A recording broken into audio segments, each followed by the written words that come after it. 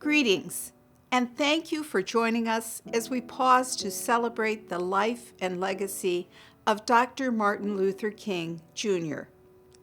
An incredible leader in his own right, Dr. King left an indelible mark on history worldwide, and his dream continues to inspire us today.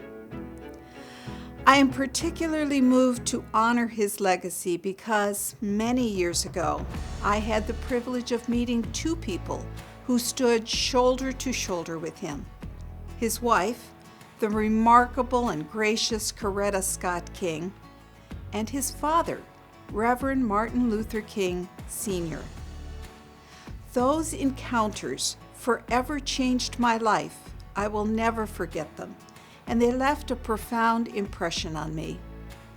Upon talking with them, it became quite clear where Dr. King obtained his keen ability to motivate and shape his vision of justice, equality, and peace.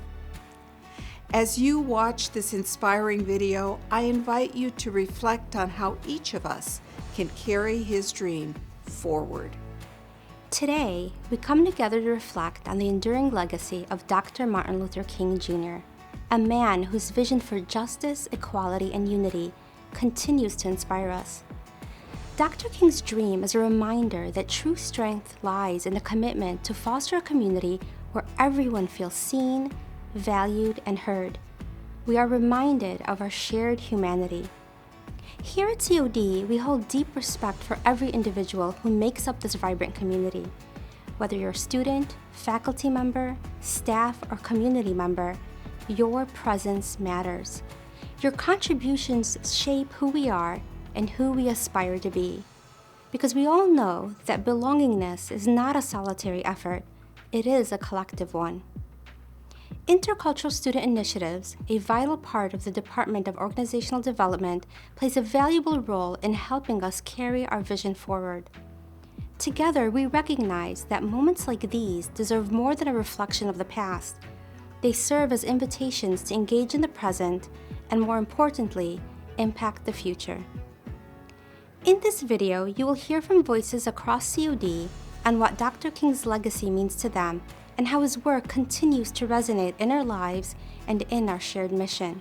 As we listen to one another and honor Dr. King, let's take this moment to reaffirm our commitment to unity, collaboration, and honoring the dignity of every individual. Let us continue to strive toward a campus culture where every person feels empowered to share their story and where every dream, no matter how big or how small, is uplifted. I would simply like to say that I think this has been one of the great days of America. And I think this march will go down as one of the greatest, if not the greatest, demonstrations for freedom and human dignity ever held in the United States. MLK was best known for the tactics he used in order to combat the rules of the oppressive South. While his oppressors believed that splitting people up and using hatred would help fuel their agenda, King believed that the best way to combat them was simply by using peace and love to their advantage. His peaceful protest showed the brutality of his oppressors at the March of Salem and the hatred they had in their hearts during student-led lunch counter sit-ins. King stated, "But somewhere I read of the freedom of assembly. Somewhere I read of the freedom of speech. Somewhere I read of the freedom of press. Somewhere I read that the greatest of America is the right to protest for rights." We follow in the legacy of Dr. King, his belief in the power of peaceful protest and dialogue, empowers us to advocate for ourselves. Dr. King emphasized on unity and solidarity, reminds us that the fight for justice is a collective effort, one that includes diverse voices and experiences. Nonviolent civil rights was about civil disobedience. It wasn't about doing nothing. It wasn't about being passive. There's some basic principles. When people come together, they have way more power. When people are divided up into a whole bunch of little individuals who each try to find their own little dream, then a few will make it and most won't. Something that people kind of sometimes dismiss or forget is that peaceful protesting, you have to kind of combine it with action and persistent action. I think it's easy to say, be peaceful, but it's not always remembered that you actually have to pursue action. When we do have these conversations, we have to understand all perspectives and all attitudes towards being discriminated against. Off one hand, yes, there are those people that want to do it with peace and they want to do it with the action of nonviolence, and that is understandable, but it is also very much understandable for the people that are angry and they're upset, and they have the right to be angry, they have the right to be upset, and they also have the right to not want to go about it in the straight and narrow, peaceful way. And it's understandable to have that feeling or attitude when you're on the receiving end of discrimination. We send to our city council, yes, sir, state legislatures, yes, and the United States Congress, yes, men who will not fear to do justly, yes, love mercy, and walk humbly with our God. Let us march on balance. Growing up, I often saw the remnants of the barriers he fought to tear down. Schools that didn't have enough resources, families struggling to make ends meet, and a lack of opportunities in my community. Dr. King's belief in the power of education and economic equity is one of the reasons I've dedicated my passion for higher education. His life taught me that progress is possible, but it requires courage, perseverance, and a commitment to lifting as we climb. What's the role of education? You have one view, which our students enter the school with most of the time, and which many people in the society reinforce, which is that education is about your job. And I think education can be something really different. And if you go back to people like Frederick Douglass or Du Bois, who are precursors to the movement of the 60s, or King, or Malcolm X, these are all people who saw education as a way to try to understand the world that you were going to shape.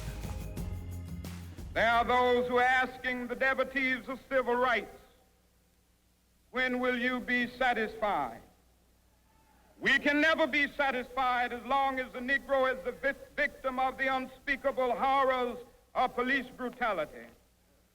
We can never be satisfied as long as our children are stripped of their selfhood and robbed of their dignity by signs stating for whites only.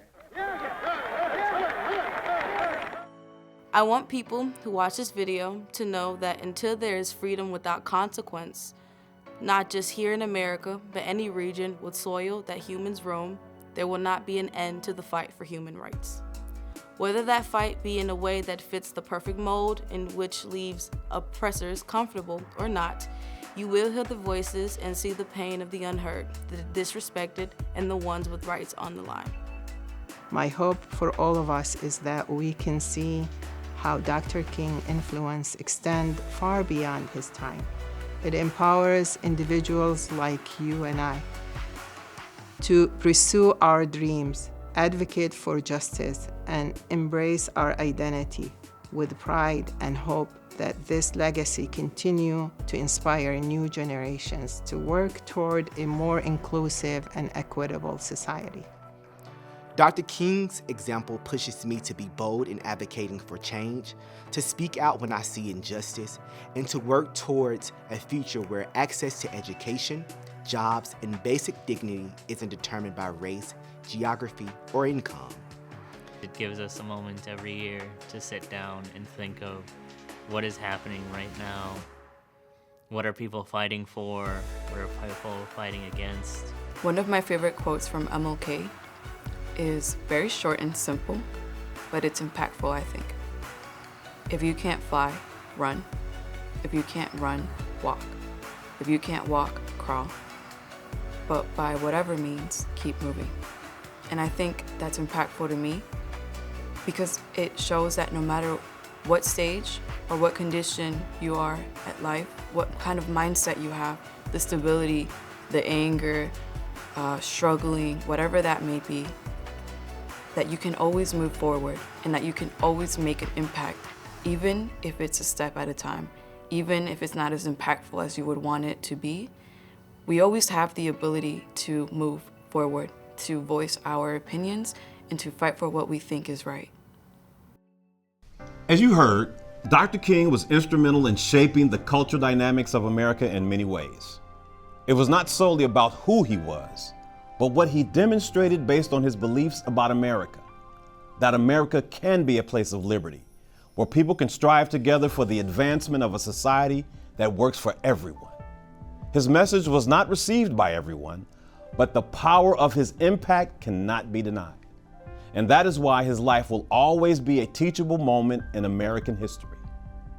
On behalf of Dr. Shabna, Elizabeth, and I, we want to thank the College of DuPage community, our thoughtful faculty, staff, and the great students who provided insight on this video. As we will continue this commemoration, the College of DuPage will honor 3 students with the 2025 Dr. Martin Luther King Jr. Service and Scholarship Award at a special luncheon held on Wednesday, January 29, 2025, from 1 to 2:30 p.m. in the MAC lobby. The annual MLK Scholarship Luncheon is a time to celebrate the achievements of our students and their contributions as positive leaders in society. The recipients are on their way to realizing their dreams, and everyone is invited to support and encourage their efforts.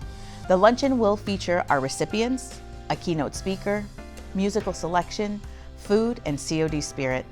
Limited spots are available. Those interested in attending must RSVP no later than 5 p.m. on Monday, January 27th by visiting College of DuPage calendar webpage. We look forward to seeing you as we continue this teaching and learning celebration at College of DuPage. Thank you all.